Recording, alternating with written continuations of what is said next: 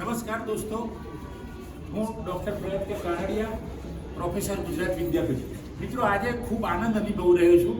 હું મારા વિભાગમાં એટલે library and information science department Gujarat યુનિવર્સિટીમાં હું અત્યારે અહીંયા આવ્યો છું. ખૂબ આનંદ આવે છે કે આ જ ડિપાર્ટમેન્ટમાં હું ભણ્યો હતો અને એ વખતે 97, 98, 99માં હું BLISCમાં યુનિવર્સિટી સેકન્ડ હતો, MLISCમાં હું યુનિવર્સિટી ગોલ્ડ મેડલ હતો અને એ જ વર્ષે મેં નેટ પાસ કરી હતી. એટલે આ ડિપાર્ટમેન્ટનો, આ યુનિવર્સિટી ગુજરાત યુનિવર્સિટીનો મારા પર ખૂબ ઋણ છે. અહીંયા જોશો લાઇબ્રેરી ઇન્ફોર્મેશન સાયન્સ ડિપાર્ટમેન્ટમાં તો આ મારું નામ પણ નોટેબલ તરીકે છે, પ્રોફેસર ડૉક્ટર પ્રયત્કર Kanadiya, professor and head LIS department Gujarat Vidyapith. તો મિત્રો, આ યુનિવર્સિટી અને આ ડિપાર્ટમેન્ટમાં આવ્યા પછી મને ખૂબ આનંદ થયો. આજે કોઈ કારણસર અહીંયા આવવાનું થયું છે તો એ જ માણસો છે, માણસો બદલાયા છે પણ સ્વભાવ એનો જ છે.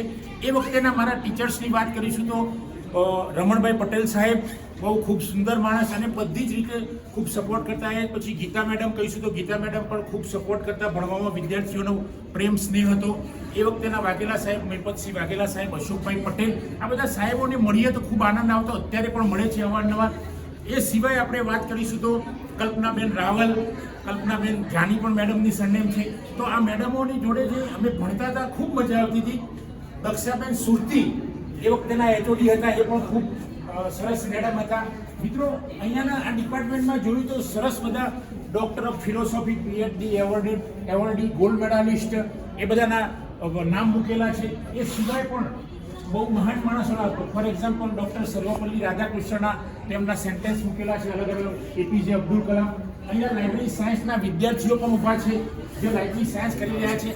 મેં ઘણા બધાને પૂછ્યું કે કેમ તમે લાઇબ્રેરી સાયન્સ કરવા આવ્યા છો, તો વિદ્યાર્થીઓ એવું કહ્યું કે સર આની અંદર જોબ ઓપોર્ચ્યુનિટી ફૂલ છે. અને હમણાં જ એક વિદ્યાર્થીઓ તો હમણાં મને વાત કરી કે 186 જેટલી જગ્યાઓ જો આ વર્ષે પડી હોય તો દર વર્ષે પણ જગ્યા પડશે.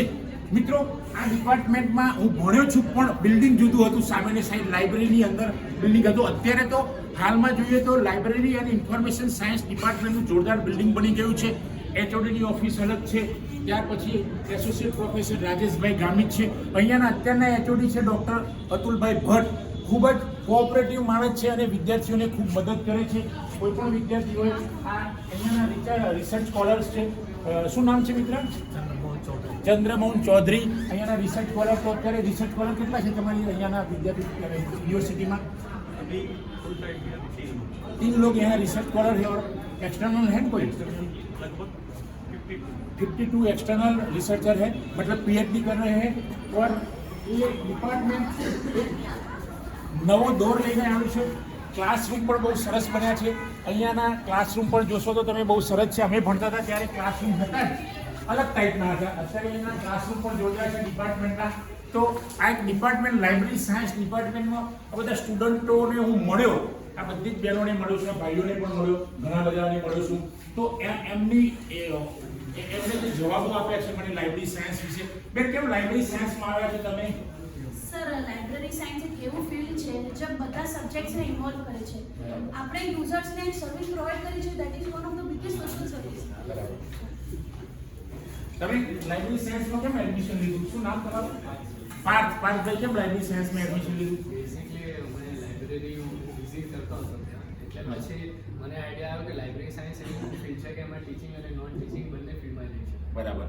આ બધા મારા જ કોલેજના, કારણ કે મને એટલો બધો આનંદ છે આજે કે આ જ ડિપાર્ટમેન્ટમાં હું ભણતો હતો અને આજે હું અહીંયા લેક્ચર આપી રહ્યો છું, મતલબ કે યુટ્યુબમાંનો વિડીયો હું બનાવી રહ્યો છું. ત્યારે ખૂબ આનંદ થાય છે કે અહીંયા જ હું ભણતો હતો અને ભણ્યા પછી પણ મને અહીંયા જે HOD હતા, ગીતા મેડમ છે, અતુલભાઈ છે, એ સિવાય દક્ષાબેન સુધી તો મને ગેસ્ટ લેક્ચરર તરીકે પણ બોલાવતા હતા. ખૂબ આનંદ થતો હતો. અમારા જે ભીષ્મ પિતામહ સમાન ડૉક્ટર SR રંગનાથન, એમણે 5 laws ઓફ લાઇબ્રેરી સાયન્સ એ દુનિયાભરમાં પ્રખ્યાત થઈ ગયા એવા ડૉક્ટર રંગનાથનને પણ હું વંદન કરું છું. એમની છબી તો દરેક જગ્યાએ હોય જ છે. તો મિત્રો, તમે પણ લાઇબ્રેરી સાયન્સમાં ભણવા આવો. અને જેમ આ બધા મિત્રોએ કહ્યું, પેલા બેન જોઈશો તો બહુ સિનિયર છે, તો એ મેડમ પણ અહીંયા લાઇબ્રેરી સાયન્સ કરી રહ્યા છે. કેમ મેડમ તમે લાઇબ્રેરી સાયન્સમાં આવ્યા છો એ કહો.